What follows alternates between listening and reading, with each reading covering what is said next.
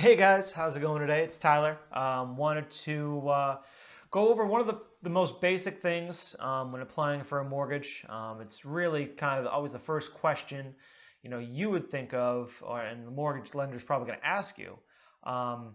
Is about your credit. What am I looking for as a mortgage loan officer, a mortgage originator? When I look at someone's credit, what should you know about building credit? This is going to be super basic. Again, I have a conversation every day with people that either don't have any credit score or they have very minimal credit and they don't really know how best to build their credit. They think they're doing the right stuff. They think they're doing, they've opened a bunch of loans, they've done a bunch of things to try to build up their credit score, and they really haven't made much progress in a little bit of time. So let's just give a brief overview of, in my opinion, and what I'd tell most people, best way to build your credit. Get started, put yourself in the right position to get approved for a loan, and keep yourself in a comfortable position as far as just the whole process and everything. So, what is credit? Again, obviously it's a fairly simple question, and the way I explain it to most people that have never really done much as far as their credit scores go is it's showing you can pay your bills on time. You're showing that you can responsibly use credit, debt, basically borrow money and pay it back. So what kind of gets misconstrued a lot of times is showing you can pay off your bill in the quickest amount of time. And I just had someone a couple of days ago where they were really mad because they didn't have that much credit history. They didn't have the best credit score. They had a few negative things on the credit, but they had a lot of little personal loans they paid off. So they worked with a credit union or their local bank, I can't remember who it was, and they had taken out probably 10 or 15 over the last few years, $5, $6, $7,000 loans, paid them off in 2 or 3 months, and again, great. That's awesome. You can obviously responsibly use credit, but those things don't do a lot as far as building you up credit score. There's on the list of things that kind of generate you a credit score are obviously payment history is the biggest thing. Showing you can pay your bills on time is kind of the first thing, and then credit utilization. So you have credit cards. How much of them are you using? If you keep a low percentage of your utilization, that's going to keep your score the highest. But next one typically on the list is age of credit history. So if you've had a bunch of loans, you've had 10 or 15 or 20 personal loans you've paid off in 3-4 months, that's how old your credit is. That's the average age of your credit is 3 or 4 months, the time it took you to pay off those loans. So one of the biggest things is having active credit for a longer period of time. The perfect person that has credit, the best credit score, is probably a little old lady that's had credit cards open for 20 years, paid off cars here and there, had a mortgage she's paid off, or had something open for a while. That's just had a very long credit history of paying a lot of things over a long period of time. So the first thing that I suggest to a lot of people is credit cards. So I get it every day, especially in some specific states. It seems like people are very adverse to credit, and I understand. People follow the Dave Ramsey approach, where credit is evil. And again, you can get into trouble with it. Absolutely. People see people with bankruptcies every day. People see people with 5, 6 car loans where they're paying $3,000 a month in debt because they just go crazy with it. They max out every credit card. They get every personal loan everyone offers them.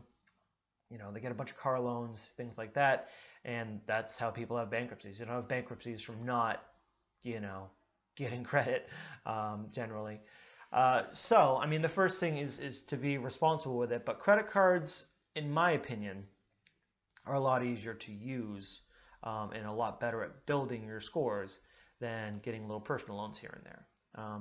The biggest thing is you can keep credit cards open for a long time. You could have a credit card you open today, keep it open for 50 years, and never put more than $10 a month on it, and you'll be building perfect credit. So if I was just going to talk to someone, 18-year-old kid, or someone that's never had credit in their life, that's starting from scratch, not a speck on their credit, I would get 2 credit cards.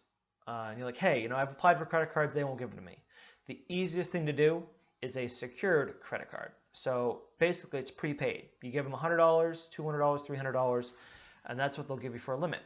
The 2 that I recommend to a lot of people, and I have an email template that I send to people, is through Discover and Capital One. They both offer a secured credit card, again, a couple $100 deposit, and that essentially determines your credit line, and you use it like a credit card because it is. And eventually they'll usually try to switch you into 6 months down the road. They'll try to refinance you or open up a new line of credit, give you the money back, and then you just have an unsecured credit card at that point. So Discover and Capital One are the ones we've had a lot of luck with. They're very easy to qualify for. You really, again, they're specifically for people that don't have credit. So the easier you can get into something like that, the better. And 2, maybe 3 is all you need. The more payments you can show every month, the quicker your scores are going to go up. But again, you don't want to have 15 credit cards going on just so you have a bunch of complications and different things you have to worry about, different payments you have to worry about. The easiest thing to do for someone that's never had credit, open the 2 credit cards, and what I always recommend, just because it's a simple way to go about it, and I have 3 credit cards, and really one of them I use. 2 of them I have attached to automatic bills like Netflix or Hulu. Maybe you have a $20, $30 gym membership every month, something like that.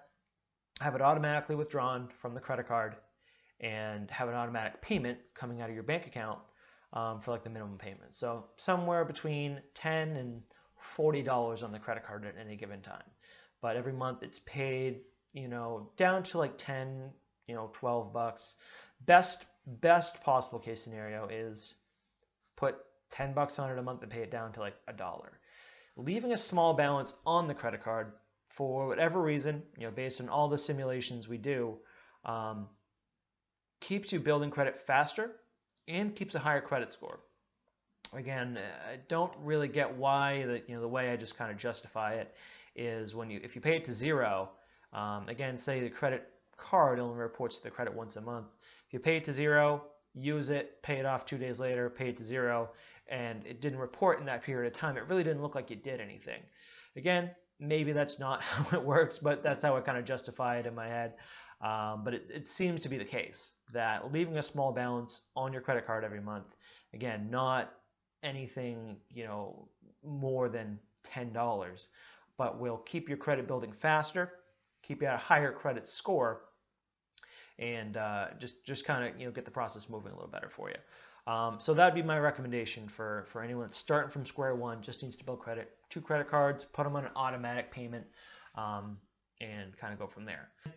What do you need credit for? You need it for getting more credit, really.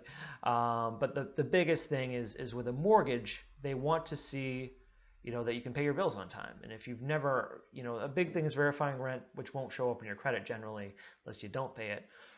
But they need to make sure you can handle credit, you can handle a loan. Don't really want to kind of get involved with this sort of stuff, but it is really necessary to be approved, especially if you're going for like a government loan or a low down payment loan. I'll probably get some comments.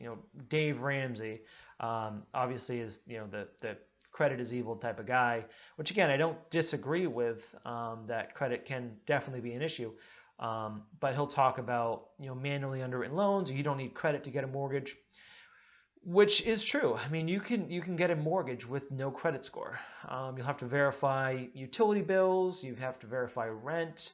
You have to verify a lot of stuff, and you're very limited. Your rates are not going to be as good. No matter what you do, they're not going to be as good. You're going to have to come up with a down payment, usually 10, 15, 20%. FHA and some of the government loans will work with no credit scores, but it's really more hassle than it's worth. If you have 2 small credit cards that you've had open for a while, generally you'll be able to qualify for any of these loans. Again, especially if you have nothing negative. 2 credit cards open for 6 months with very minimal balances on them, you're going to be probably a 680, 700 pretty quickly. I mean, if you have them open for a year, you're probably over 700. And again, that's all you're going to need to qualify for really whatever you want. Best possible scenario, if you get over 740, 760, I mean, that's when you're going to be getting your best possible rates. But if you're over 680, you're going to qualify for anything you want to qualify for.